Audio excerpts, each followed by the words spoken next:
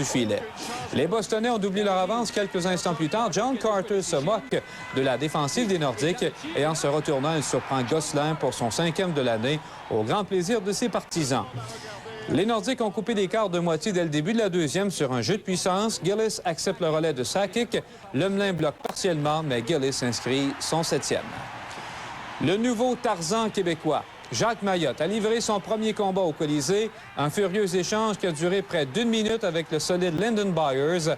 La performance de Mayotte a même réussi à soutirer un sourire à Jean Perron, pourtant peu friand de ce genre de hockey.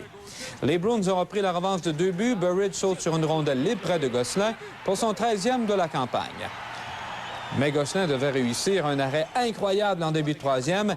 Ken Linseman se demande encore comment il a fait. Les Nordiques se sont approchés à un but lorsque Walt Podobny a pris le retour du lancer de Muller pour le pousser derrière Régent Lemelin. Un 27e pour Podobny. Mais Cam Neely a mis fin aux espoirs des Nordiques en complétant le jeu de Casper pour son 2e du match.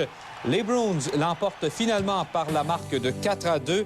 Une 6e partie sans victoire pour les Nordiques. Cam Neely a réussi